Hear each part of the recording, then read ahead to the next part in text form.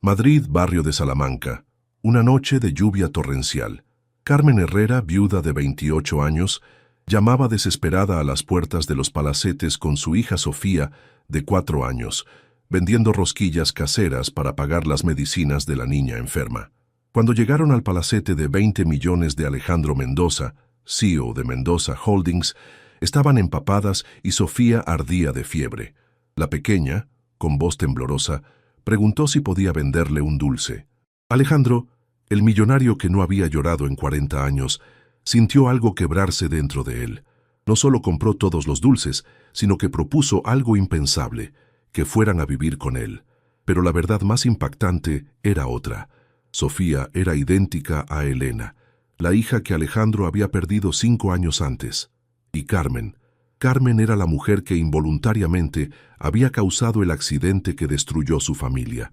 El destino los había reunido de la manera más cruel y milagrosa posible. Madrid se ahogaba bajo una tormenta que convertía las calles en ríos y las aceras en lagos de barro. En el barrio de Salamanca, donde las galerías de arte millonarias se alternaban con boutiques exclusivas y palacetes que costaban más que el presupuesto de pueblos enteros, una figura delgada arrastraba un carrito improvisado hecho con una maleta vieja y ruedas recuperadas de un cochecito roto.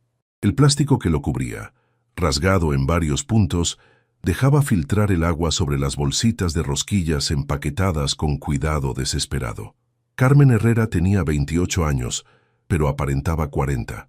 La belleza que antes hacía girar cabezas en la calle había sido erosionada por meses de privaciones. Noches sin dormir, preocupaciones que le habían cavado surcos profundos alrededor de los ojos. El pelo castaño, antes brillante y cuidado, estaba recogido en una coleta desaliñada que goteaba agua helada por la espalda. El abrigo, comprado en el rastro de Cascorro por 3 euros, había perdido el forro y no ofrecía protección alguna contra el frío cortante de noviembre. Su hija Sofía caminaba a su lado, la manita apretada en la de su madre como si temiera perderse en el diluvio. 4 años recién cumplidos, rizos rubios que la lluvia había convertido en serpentinas pegadas al cráneo, ojos verdes con motas doradas que brillaban de fiebre. Llevaba la única chaqueta decente que poseían, la que Carmen había encontrado en las rebajas de enero y guardado para el invierno siguiente. Pero ni siquiera eso bastaba contra la lluvia que penetraba por todas partes, filtrándose en las costuras, infiltrándose en la tela hasta alcanzar la piel delicada de la niña. La tos de Sofía desgarraba el pecho de Carmen cada vez que la oía, una tos profunda, cavernosa, que no pertenecía a un cuerpo tan pequeño.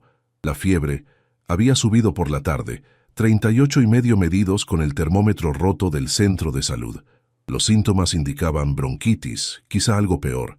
Necesitaba antibióticos, los específicos para niños que costaban 90 euros. 90 euros que Carmen no tenía, que no tendría aunque vendiera todo lo que poseía, que ya era prácticamente nada. La idea de vender dulces puerta a puerta había nacido de la desesperación pura. La receta era de la abuela paterna, la única herencia de valor que le quedaba. Rosquillas sencillas, harina, manteca, azúcar, anís. La manteca la había cogido prestada del Mercadona, escondiéndola bajo el abrigo mientras fingía mirar las ofertas. La harina la había comprado fiada al chino de la esquina, prometiendo pagar la semana siguiente. El azúcar era el último del paquete de 1 kilo, comprado en tiempos mejores, racionado como si fuera oro. Había cocinado en la cocina destartalada del piso de Carabanchel, mientras los vecinos gritaban y el reggaetón retumbaba desde los pisos superiores. El horno de gas funcionaba a ratos. Tenía que mantener la puerta entreabierta con una cuchara de madera. Sofía la había ayudado, las manitas amasando con concentración absoluta, orgullosa de ser útil a mamá. Habían preparado 60 rosquillas en 20 bolsitas, decoradas con lazos de colores recuperados de la basura de la floristería de la calle Serrano. Las primeras casas del barrio de Salamanca habían sido un desastre. Los ricos no abrían a desconocidos, especialmente a los que olían a pobreza. Los porteros automáticos permanecían mudos o respondían voces molestas que ordenaban marcharse. Algunas empleadas dominicanas o rumanas miraban con compasión pero no podían comprar. Sus sueldos eran poco más altos que lo que Carmen esperaba reunir. En el 10º palacete, una señora con abrigo de bisón había abierto la puerta, mirado con disgusto las bolsitas empapadas y cerrado sin decir palabra. En el 11º, un mayordomo había comprado una bolsita por lástima, 5 euros pasados a escondidas como si fuera una transacción ilegal. En el 15º, los habían echado el jardinero que amenazaba con llamar a la policía. Eran las 9 de la noche, cuando llegaron al número 47 de la calle Velázquez. El palacete se alzaba como un monolito de piedra y cristal, 4 plantas de arquitectura neoclásica, actualizada con toques minimalistas que desafiaban el barroquismo madrileño circundante. El jardín, iluminado por focos LED que creaban geometrías perfectas, parecía una instalación del Reina Sofía. En la placa de bronce bruñido, caracteres grabados con láser: A. Mendoza. Carmen no sabía quién era A. Mendoza. No leía El País, no seguía Expansión, no tenía idea de quiénes eran los poderosos de Madrid. Si lo hubiera sabido, probablemente habría seguido de largo. Alejandro Mendoza, 42 años, patrimonio personal estimado en 4.000 millones de euros, CEO de Mendoza Holdings, que controlaba el 70% del mercado inmobiliario de lujo del centro de España. Un hombre que aparecía en las portadas de Forbes España, que almorzaba con ministros y cenaba con embajadores, que había transformado la herencia paterna en un imperio. Pero sobre todo, Alejandro Mendoza era un muerto que caminaba. Desde hacía 5 años, desde que su esposa Isabel y su hija Elena habían muerto en un accidente de tráfico en la M30. Desde entonces vivía en ese palacete mausoleo, saliendo solo para la oficina, evitando todo contacto humano no estrictamente necesario, alimentándose de trabajo y whisky japonés de 1.000 euros la botella. Sofía tosió de nuevo, un estertor que parecía venir del infierno.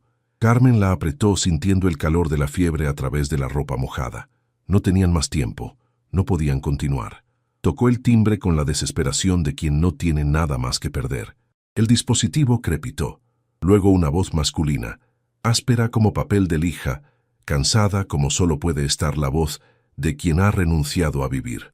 Antes de que pudiera hablar, Sofía se acercó al interfono. La fiebre le daba un coraje que en condiciones normales no tendría. Con su vocecita ronca por la enfermedad, pronunció las palabras que cambiarían 3 destinos. La respuesta fue silencio. Un silencio que duró tanto que Carmen pensó que habían cortado la comunicación. Luego el portón se abrió con un zumbido eléctrico que parecía el aliento de un dragón mecánico. El camino de entrada medía 50 metros, empedrado con granito de la Sierra de Madrid, flanqueado por setos de boj podados con precisión matemática. Cada paso era una tortura para Sofía que Carmen tuvo que coger en brazos a mitad de camino. El carrito dejaba un rastro de agua que brillaba bajo los focos como un collar de perlas negras. La puerta principal se abrió antes de que pudieran llamar. Alejandro Mendoza apareció a contraluz, una silueta masiva contra el resplandor cálido del interior, 1,90 m de altura, hombros de exnadador ahora pesados por 5 años de abandono, vestía un traje de Armani que costaba más de lo que Carmen había ganado nunca en un año. Pero fueron sus ojos los que paralizaron a madre e hija, grises como el acero templado, vacíos como cráteres lunares, portadores de un dolor tan profundo que parecía contagioso. Cuando su mirada cayó sobre Sofía, algo extraordinario ocurrió. El hombre que no había mostrado emociones desde el día del doble funeral, que había firmado contratos de 100 millones mientras enterraba a su esposa e hija en el mismo ataúd blanco, que había despedido a su mejor amigo por email porque le había preguntado cómo estaba, vaciló físicamente. La mano buscó apoyo en el marco de la puerta. Las rodillas cedieron imperceptiblemente. La respiración se detuvo durante 3 largos segundos. Sofía era Elena. No parecida, no similar, sino idéntica de una manera que desafiaba la genética y la lógica. Los mismos rizos rubios que formaban espirales perfectas, los mismos ojos verdes con motas doradas que cambiaban de intensidad con la luz, la misma forma de inclinar la cabeza cuando estaba cansada, el mismo hoyuelo en la mejilla izquierda que aparecía incluso cuando estaba seria. Era como si el tiempo se hubiera plegado sobre sí mismo, devolviendo a Elena a los 4 años, la edad que tenía cuando Alejandro había empezado a trabajar demasiado, a llegar tarde, a perderse las funciones del colegio. Los hizo entrar con movimientos automáticos, el cerebro en cortocircuito entre pasado y presente. El vestíbulo era un museo de mármol de Macael y silencio, con una lámpara de araña Baccarat de 300.000 euros que proyectaba arcoíris sobre las paredes blancas inmaculadas. El aire olía a madera de sándalo y vacío existencial. Carmen se sintió como una intrusa en un templo. Sus zapatos rotos, unidos con cinta adhesiva, goteaban sobre el suelo que probablemente costaba más que su alquiler anual. Sofía tosía, y el eco rebotaba en las paredes como un sacrilegio. Intentó disculparse, explicar, pero Alejandro no parecía escuchar. Sus ojos estaban fijos en Sofía con una intensidad que rozaba la locura. Los condujo a la cocina a través de pasillos que parecían galerías de arte, con cuadros que Carmen no reconocía, pero que emanaban el aura inconfundible de objetos de valor incalculable. La cocina era un espacio que habría podido contener todo el piso de Carabanchel, encimeras de mármol negro de Marquina, electrodomésticos Gaggenau que parecían paneles de control de naves espaciales, una isla central del tamaño de una cama de matrimonio. Alejandro se movió con la precisión de un autómata bien engrasado. Encendió la calefacción por suelo radiante con un gesto, la temperatura subiendo instantáneamente a 22 grados. Cogió toallas del baño de servicio, toallas de lino egipcio de 400 euros cada una, y las ofreció sin mirar a Carmen a los ojos. Preparó chocolate caliente con movimientos que traicionaban una memoria muscular de otros tiempos, cuando preparaba la merienda para Elena después del colegio. El valor se disolvió en la leche entera ecológica, el aroma llenando la cocina como un abrazo. Sofía bebió ávidamente, las mejillas recuperando color, los ojos haciéndose menos vidriosos.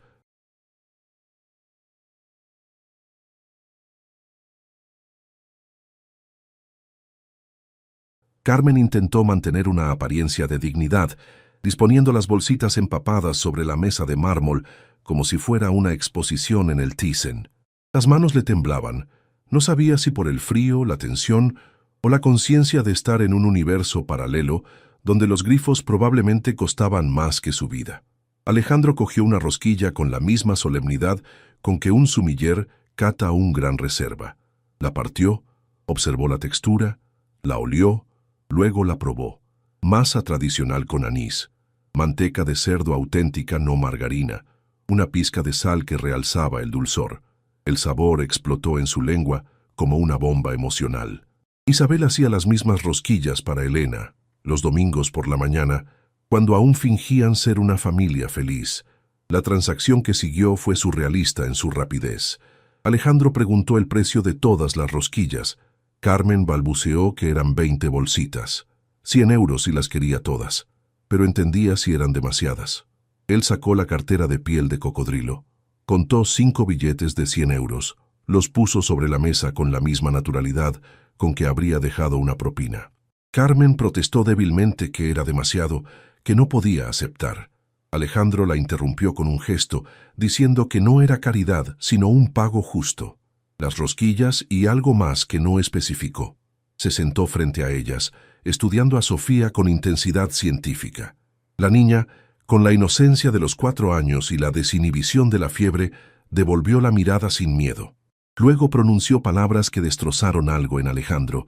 Dijo que él parecía triste como mamá cuando miraba la foto de papá. Alejandro se levantó bruscamente, fue hacia la ventana panorámica que daba al jardín. Fingía observar las esculturas iluminadas, en realidad luchaba contra lágrimas que no había derramado ni siquiera cuando identificó los cuerpos de Isabel y Elena en el Instituto Anatómico Forense.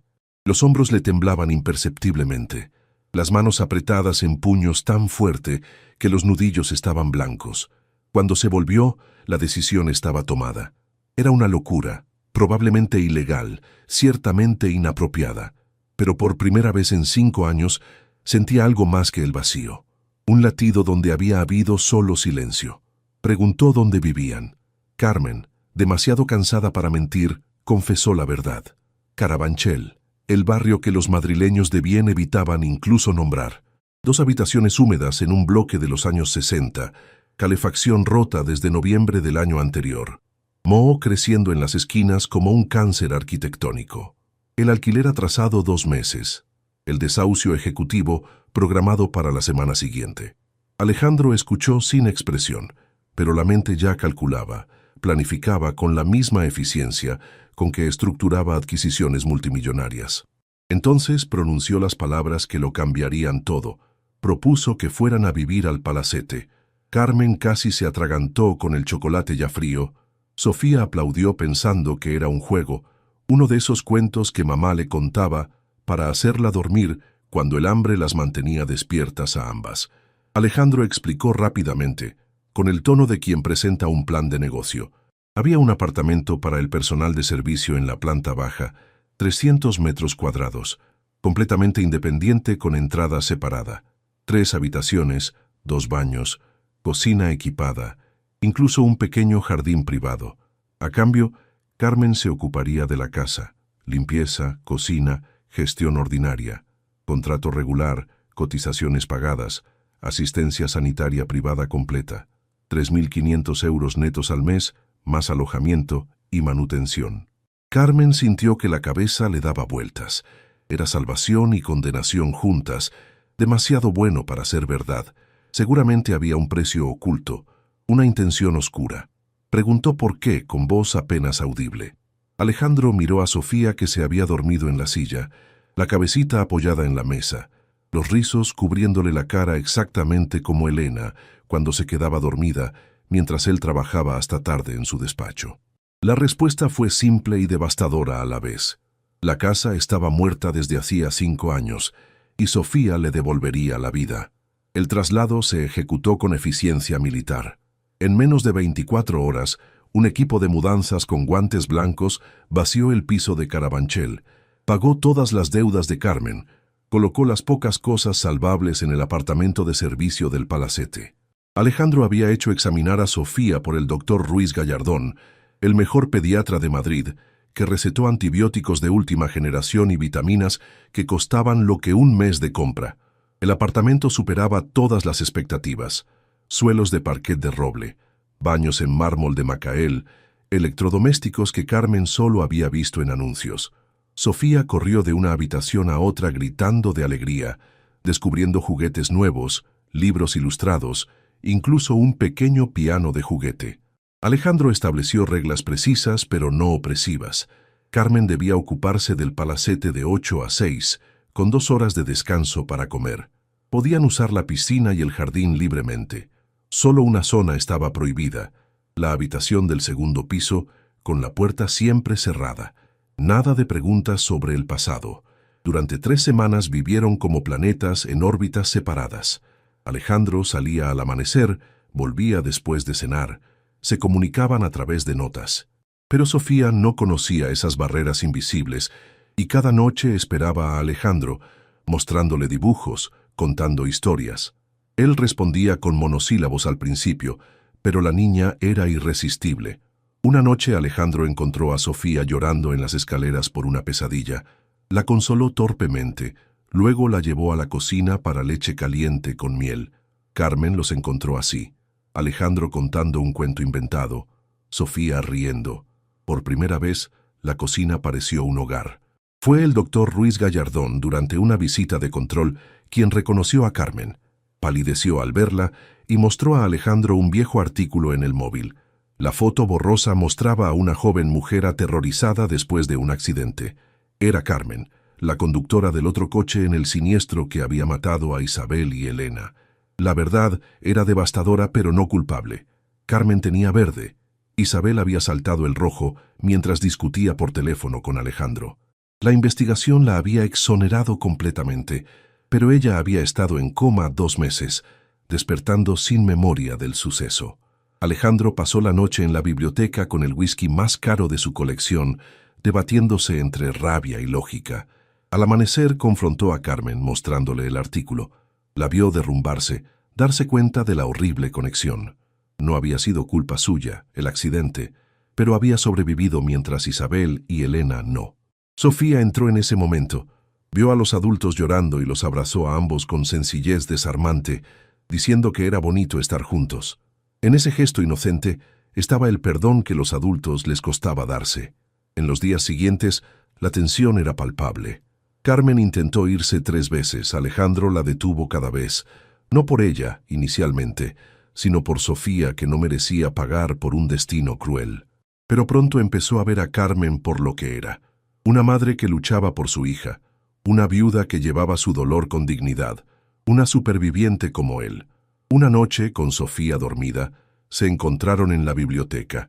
Alejandro abrió un Vega Sicilia único del 97, el año del nacimiento de Elena.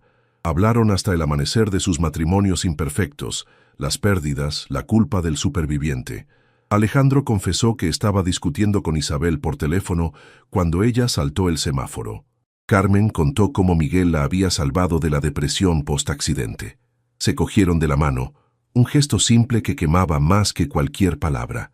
Al día siguiente Alejandro mostró a Carmen la habitación prohibida, el cuarto de Elena, preservado como un santuario.